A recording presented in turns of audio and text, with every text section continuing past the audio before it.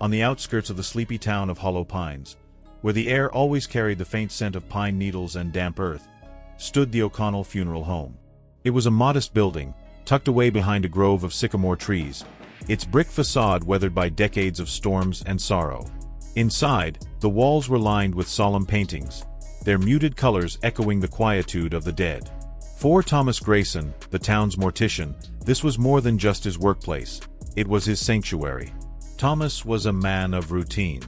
Every morning, he brewed a pot of black coffee, glanced at the obituary page, and prepared himself for another day of delicate work. Handling the dead required a steady hand and an even steadier heart, both of which he prided himself on possessing. The dead didn't judge or argue, they simply rested. And for Thomas, there was solace in that stillness. But that solace began to unravel on a cold November morning. It started with a whisper. Faint, almost imperceptible, like the rustle of leaves outside the embalming room window. Thomas froze mid-motion, his gloved hands poised over the pale body of Mr. Harlan Reeves, a local grocer who had passed away from a heart attack 2 days prior. He glanced around the room, his heart thudding in his chest. "Is someone there?" he called out, his voice echoing off the sterile walls. Silence. He shook his head, dismissing the sound as a trick of his imagination. The embalming room was isolated, soundproofed to maintain discretion. There was no way anyone could have spoken. Still, a chill crept up his spine as he returned to his work, the faint whisper replaying in his mind like a ghostly refrain. Over the next few days, the whispers grew more distinct. They weren't random murmurs. They were words, fragmented and disjointed but undeniably human. At first, Thomas tried to rationalize them. Perhaps it was fatigue. He'd been working longer hours recently, with an influx of cases due to an unusually harsh flu season.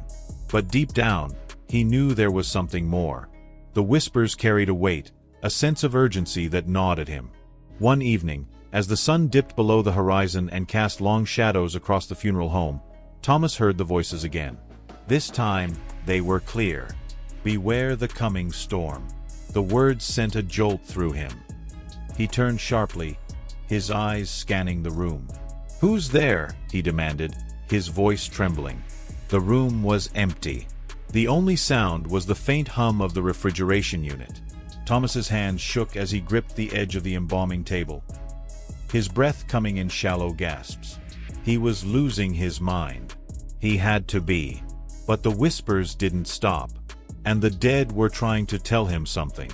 Hollow Pines was the kind of town where everyone knew everyone, and secrets were as rare as snow in July.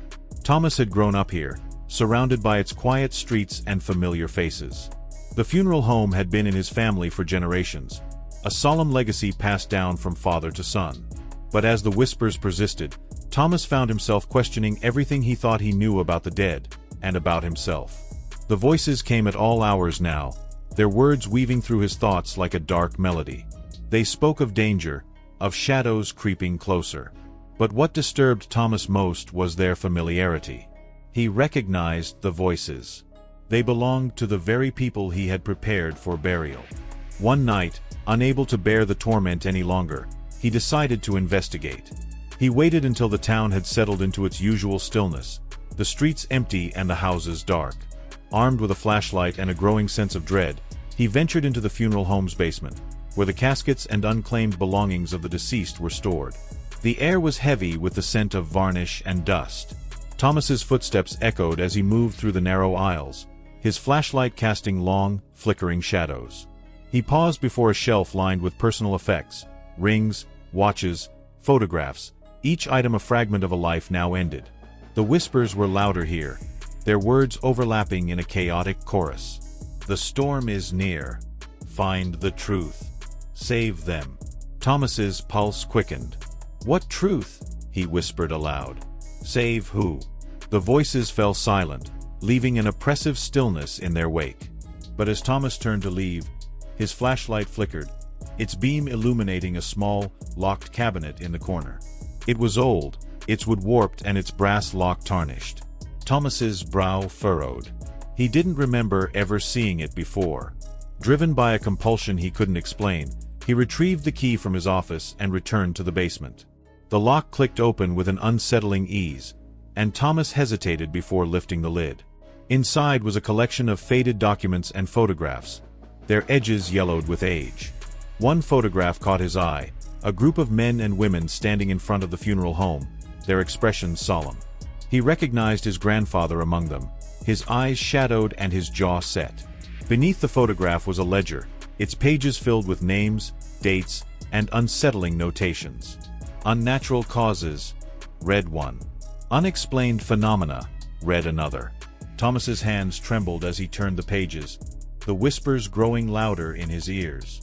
They knew, one voice said, clear as a bell. They tried to stop it, said another. Thomas stared at the ledger, a sinking realization settling in his chest. Whatever was happening in Hollow Pines, it had happened before, and the dead were counting on him to end it. The days that followed were a blur of whispers and sleepless nights. Thomas pored over the documents, piecing together fragments of a dark history that had been buried along with the dead. The ledger detailed strange occurrences that spanned decades, sudden deaths, disappearances, and unexplained phenomena. The funeral home had been at the center of it all, a silent witness to the town's hidden horrors. The voices became more insistent, their warnings more dire. Time is running out, they said. The storm is almost here. Thomas felt like a man possessed, driven by a need to uncover the truth. He combed through town records, spoke to elderly residents who recalled strange happenings from their youth, and even visited the library's dusty archives. A pattern began to emerge. Every 30 years, the town was plagued by a series of tragedies, each more gruesome than the last. And each time, the whispers returned. As the days grew colder and the nights darker, Thomas began to notice changes in the town. People seemed on edge, their smiles forced and their laughter hollow. Animals acted strangely, barking at empty air or fleeing into the woods. And then there were the shadows, elongated and unnatural, twisting in ways that defied logic. One evening, as Thomas walked home from the funeral home, he felt a presence behind him. He turned sharply, his breath misting in the frigid air. The street was empty, but the feeling of being watched persisted. He quickened his pace, his heart hammering in his chest. When he finally reached his house, he locked the door and drew the curtains, but the unease lingered. The whispers followed him into his dreams that night, their words fragmented but urgent. "The veil is thinning," they said. "You must act." Thomas woke in a cold sweat, his mind racing. The storm wasn't just a metaphor, it was real. And if he didn't stop it, the entire town would pay the price. Desperation drove Thomas to seek answers in the most unlikely places. He visited the old church at the edge of town, where Father McAllister listened with a mix of skepticism and concern. "The dead don't speak, Thomas," the priest said, his voice firm. "You're exhausted. You need rest." But Thomas couldn't rest. He knew the voices were real. He felt their urgency in his bones. They weren't just warnings, they were a plea for help. One night, while sifting through the documents in the basement, Thomas found a map tucked between the pages of the ledger. It marked a location deep in the woods, far from any known trails. Scrawled next to it were the words, "The Source." Armed with a flashlight and a sense of foreboding, Thomas ventured into the forest. The air was thick with mist, and the trees loomed like silent sentinels. The whispers guided him, growing louder as he approached the marked spot. His flashlight illuminated a clearing, at the center of which stood an ancient stone altar, weathered and covered in moss. The air felt charged, alive with an energy that made his skin crawl. Thomas approached cautiously, his breath hitching as he noticed the carvings on the altar, symbols he didn't recognize but that filled him with an inexplicable dread. The whispers swirled around him, a cacophony of voices urging him to act. "Seal it," they cried, "before it's too late." But before he could respond, the ground beneath him trembled, and the forest erupted in a chorus of unearthly howls. The howls grew louder, piercing the night as shadows surged from the trees, coalescing into forms that defied explanation. Thomas's flashlight flickered, casting erratic beams of light that only heightened the chaos. The whispers screamed in his ears, their urgency matched by the terror in his heart. "Seal the altar," they commanded. Thomas fumbled with the ledger, scanning its pages for guidance. His fingers trembled as he found an incantation scrawled in the margins, written in his grandfather's shaky hand. It was a prayer, a plea to bind whatever darkness lurked beneath the altar. As he began to recite the words, the shadows surged toward him, their forms twisting and writhing. Cold tendrils brushed against his skin, sapping his strength. But the whispers bolstered him, their voices a chorus of defiance against the encroaching dark.